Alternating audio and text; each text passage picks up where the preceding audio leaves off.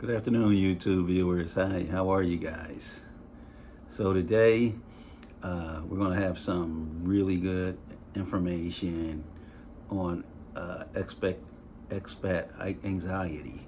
We're going to talk about some of the key factors, and we're going to talk about some ways to combat anxiety. So, expat anxiety primarily stems from cultural shock, daily life frustrations, and we all go through the daily life frustrations related to infrastructure, bureaucracy, and basically the challenges of establishing strong support systems in a new environment. Some of the keys sources of anxiety are cultural and social disconnect. So culture and social disconnect. There's miscommunication, differences in communication styles. For example, indirectness to avoid confrontation or to preserve face. That's big in the Philippines. They don't like confrontation. That can lead to misunderstandings and frustrations for the expats, because we're primarily used to communicating, even when it's something with regards to holding others accountable. Another key segment is family dynamics and financial strain. Expats, especially those in relationships with locals, may feel anxious about managing expectations related to Filipino emphasis on their extended family, which can ultimately lead to financial requests. Their mother needs medication. There's an uncle who was in a motorcycle accident.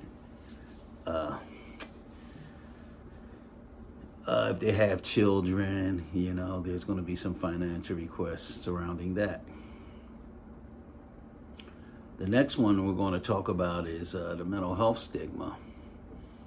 And the Philippines has a high rate of psychological distress, but a strong social stigma surrounding mental illness often prevent the people from seeking help.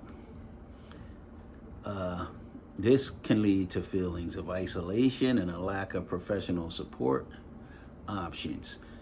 So, for instance, if you have a Panay who's had major trauma in her life, well, you may present her with trauma triggers or trauma reminders. The problem is there's a social stigma surrounding that, and they don't really believe in getting help, so the best thing we can do is it's control how we respond to the behaviors.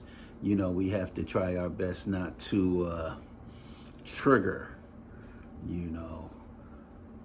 our Panays. So get as much information as you can on mental health and the mental health stigma surrounding Filipinos, and it'll help you. There's tons of information out on that, but it'll really help you understand what leads to some of the small arguments, and how to address how you respond to those, because how you respond will either increase or decrease the drama. Again, there's many sources of information, and always be mindful of the mental health stigma. Okay, another source of anxiety or things that make things escalate or make you escalate, I should say, or isolate, is social isolation and loneliness. Despite the warm nature of the Filipinos, and they are pretty friendly, expats at times can struggle to build deep, meaningful social networks outside of their immediate circle. And this can lead to feelings of loneliness and even homesickness. And even though, we were kind of sick of being home, it was what got us here. But, this social isolation, not, whatever you were back home is pretty meaningless here. If you were a professional or if you had a skill and, there's not a whole lot of people that you can talk to surrounding what you love to do. If you were a professional, in my case, I was in mental health. If you're a psychologist or something like that, you're not going to have a lot of conversation pertaining to the issues or the changes or the nuances of your profession. There's just not going to be a lot of professionals in your neighborhood, and that can cause more isolation. Okay, there's also environmental challenges. We all know about the infrastructure issues. Daily life can be stressful due to chronic issues like the traffic congestion. How about the unreliable internet and power blackouts? They call them brownouts here. I still say blackouts. And what about the quality of goods and services? These are all, things that can really drive that anxiety through the roof. And, we talk about it in other videos, the immediate fix for your anxiety during any of these issues, whether infrastructure or relational or whatever, is the deep breathing. You can deep breathe while you're in that grocery line, impatiently watching the cashier move backwards. It's so slow it appears that she's going backwards or he's going backwards. But you can, immediately just practice deep breathing. The people around you don't need to know you're doing it. You can just, deep breath, inhale. Slowly exhale. Try it when your anxiety is rising. It works. It's sending oxygen directly to the brain. So try it. So we talked about infrastructure issues. Let's talk about something that may even drive the anxiety more, and that's the bureaucracy and the corruption. Navigating government processes. We all have to go through it, and we all know it's like pulling teeth. What about visa renewals and business regulations? They all can be slow and complex and even frustrating. They often involve red tape and a perception of low-level corruption that causes anxiety. And when I say low-level corruption, I mean, let's keep it real. Giving somebody a tip or, handing somebody, say, hey, thanks for the service, and just giving them a little something that won't move you in front of the line around here. It's in some services, it's even expected. Your paperwork is going to go like in a stack of 1,000. If you don't know how things work. And as quiet as it's kept, it's just a necessary evil to if you want to move through the system at a fast pace. Another concern is going to surround safety and security. Safety and security can drive anxiety. Expect sometimes to feel targeted for scams or theft, and we worry about the risks associated with natural disasters. I mean, probably in the last couple of months, boy, we had a plethora of disasters. We've had, that earthquake was something different for me. I've never experienced anything like that, with the couch shaking me and moving me. And I'm in a condo, man. I'm like, what? And we were evacuated, and the team had to come in and inspect the building. You know, we were out, you know, until, I want to say 1 a.m., you know, until the building was cleared, you know. And I really appreciated that level of caution, because sometimes that doesn't exist here, you know. I think there should be more drills. You know, if you're in a condo and you've been there for a long time, you could kind of push for some type of a fire drill or some type of practice evacuation, because it just doesn't exist here. You know, in fact, in my building, I didn't even hear an alarm go off, and others told me there was an alarm. I don't know if it's broken on my side. I discussed it with the manager, and, you know, I didn't really get clarity. And again, that's going to fall under the communications thing. Sometimes you're not going to, you know, feel that, you know, your question was, or your concern was addressed. Again, deep breathing. I know, you know, you may not, you know, want to hear that, but deep breathing will de-escalate your anxiety, and you're going to become anxious during these situations. So,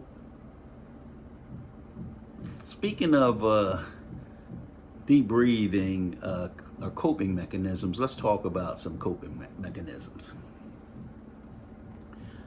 So, expats often manage anxiety through community support. You know, online forums, social groups. They provide a vital space to share experiences and advice. Now, again, if you don't have social support with neighbors or the expats, you really should, you know, check out some online forums and some online social groups. Try to develop a resilient mindset, focusing on your personal strengths. You know, a lot of expats over here are leaders. You know, I find that a lot of them have good leadership traits. Try to, you know, use your leadership and try to understand the local culture from a new perspective. When you, the more you understand a culture, the less you'll see it as being dysfunctional. Because what's going to happen when you learn a culture, you're going to see that this is a norm to these people, and something, just because it's dysfunctional to me doesn't mean it's really dysfunctional. I chose to come here, so I got to kind of, you know, try to get used to some of this.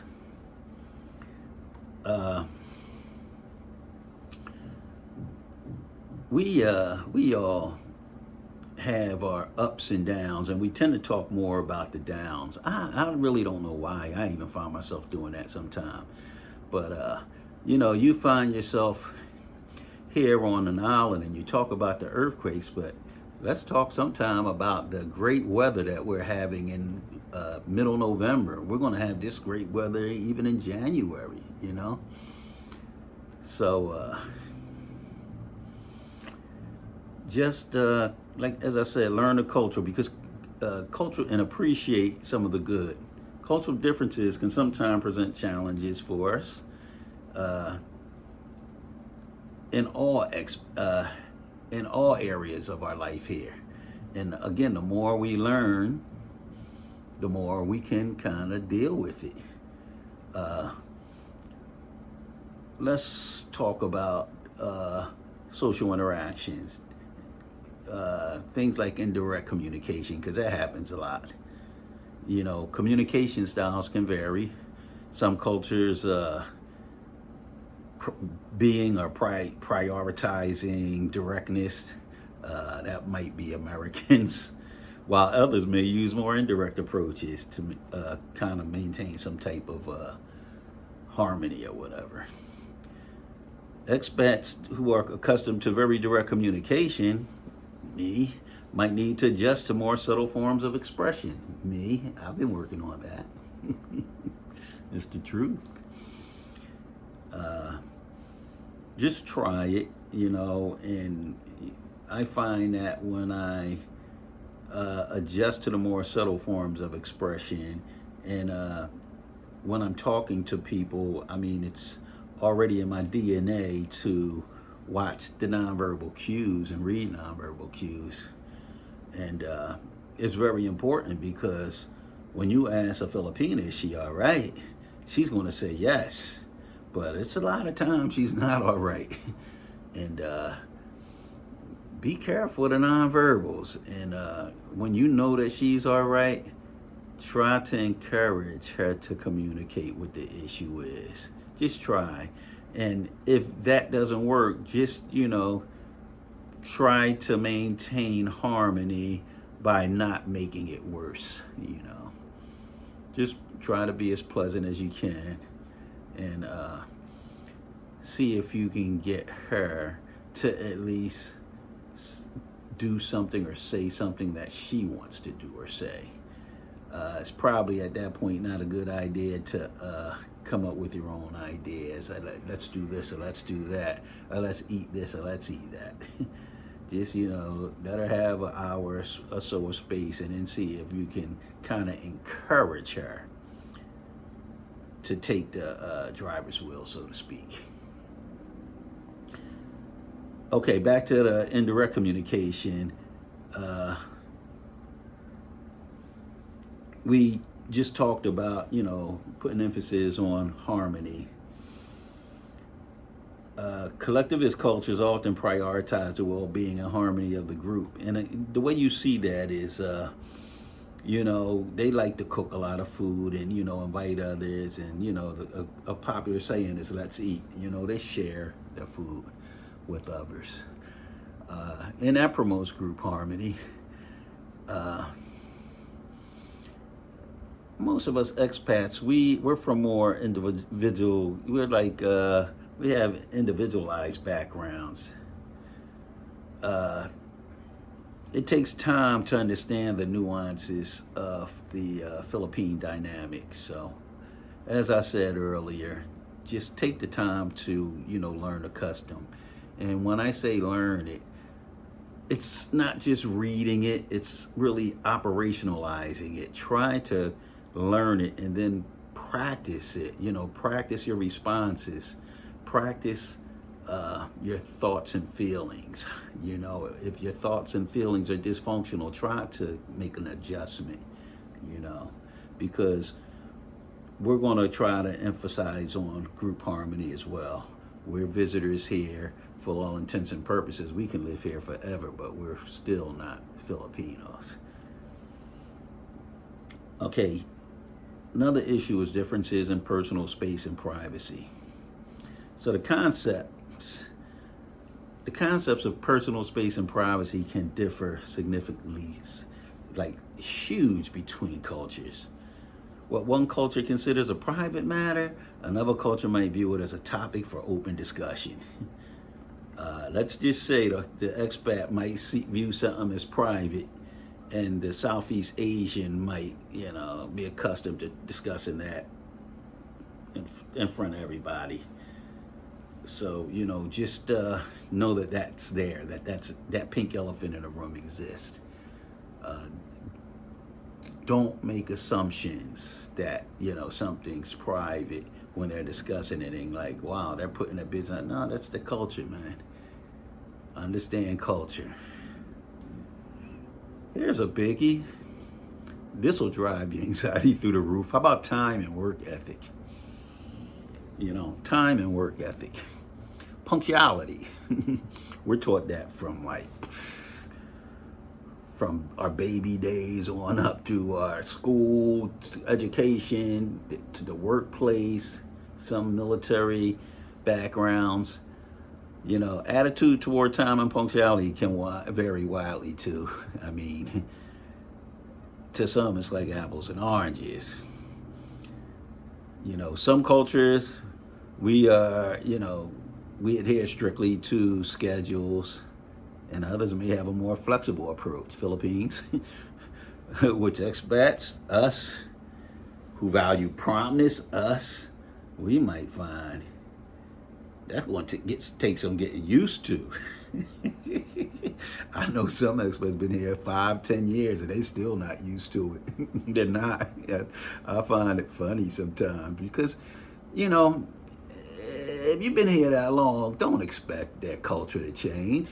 If you, why would you get mad at something that's going to exist? We loosely define, the definition of insanity as being doing the same thing or thinking the same way and expecting a different result. I say loosely because some people say it was Ben Franklin. Some people, I think, give it to Albert Einstein. I don't even know if that was made up or if it was a direct quote from someone.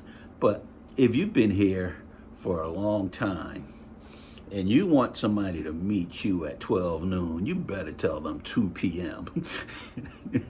And trust me, it works. I do it all the time. They might, if I say 2 p.m., I'm sorry, if you say 12 noon, you better say 10 a.m. I stand corrected, not 2 p.m. Because if I want to meet someone at 12 noon and I say 10 a.m., they're probably going to get there at around 11:30. And 30 minutes early is good. It's good.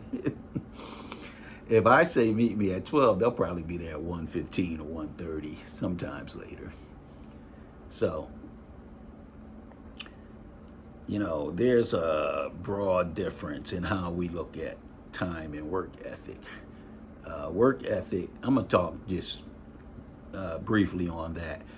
Work ethic, just basically, if you got a job to do and it's a 3-day job, don't pay anybody until the job is over, because they may not show up the next day.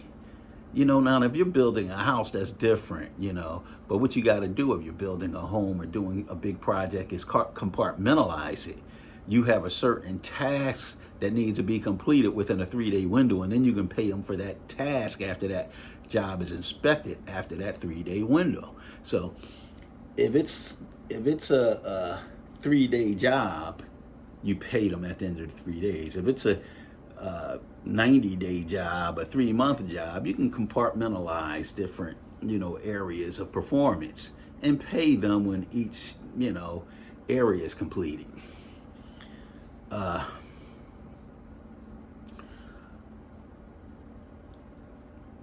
Pace. Let's talk about pace a little bit. The pace of daily life, including customer service and administrative processes, will differ from what you're accustomed to, you and I. It's going to require patience and us adapting a little bit. Change is difficult for everybody, but change is necessary if you're going to be here. It's necessary. Okay, here's one. Family and community dynamics.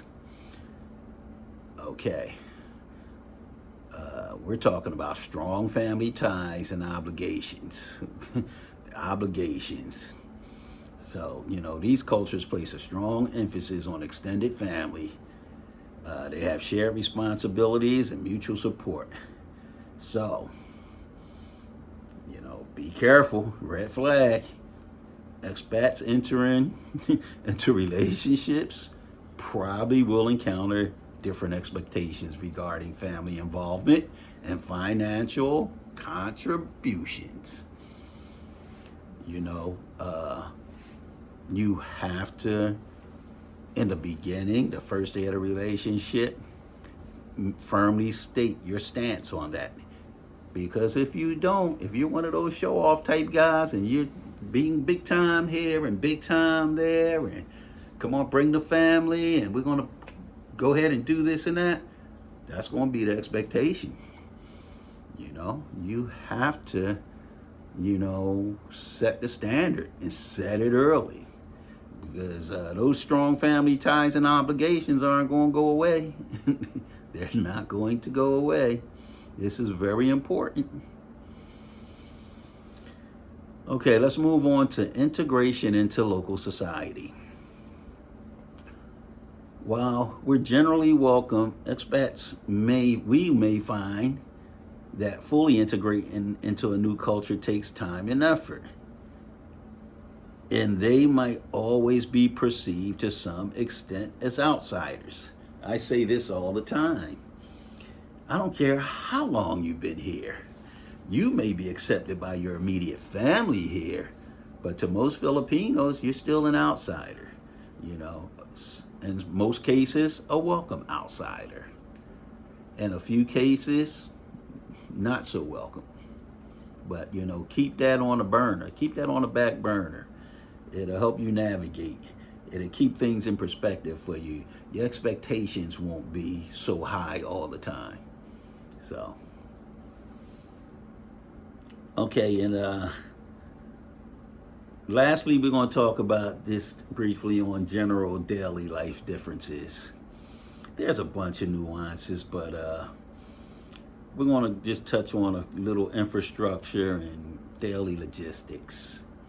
You know, practical aspects of daily life, such as traffic, we all know that one. Public services and infrastructure can present adjustments for us. You know, it is what it is. I really don't like that "it is what it is" statement, but in this case, it fits. You know, it's almost, in many cases, I don't like "it is what it is" because I can make a change. I can make an adjustment. Well, when it comes to traffic, public service, and infrastructure here, I don't see me changing anything, or you. So it is what it is. You know, if you, in many cases, we come from highly structured environments. You know, push that to the side for now. You know, you can have your personal home structured so everything runs smooth like a well-oiled machine. But when you walk out those doors, there's going to be some life differences. That's going to take some adjusting. So, you know, we're still, you know, addressing anxiety. So, you know, you got to make the best of it. Keep the anxiety at safe levels.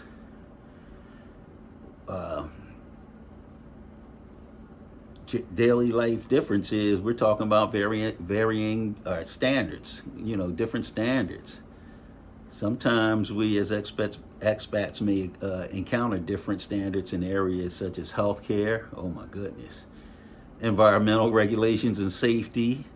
You know, in many places, you know, there's no dumping. You're not going to see the trash. You get in a lot of trouble for dropping trash where I'm from. You know, you just can't do that. And the healthcare, you know, it's not perfect in the United States, but it's consistent. And consistent is good. And then safety, which is a source of concern and require careful navigation. I hear most expats say, keep your head on a swivel. You know, I copy that, but just be mindful of what's going on in your surroundings, even when your surroundings appear safe. Don't forget, deep breathing. When in doubt, let's practice together. When in doubt, breathe. Inhale. Exhale slowly. Even through your nose. Inhale, deep inhale. Release slowly. Let's get that oxygen up through the brain. Inhale. Exhale slowly. As that brain becomes oxygenated, you can feel the pressure release. You can feel it. Practicing it now is just what it is, practice. But when you operationalize it, when you come to a place where you feel your anxiety rising, stop and think. All you're thinking about is, I'm going to reduce this anxiety by deep breathing, practicing deep breathing. One more time. Inhale deeply. Release slow. Okay, guys. Thanks for hanging with me this afternoon. See you soon.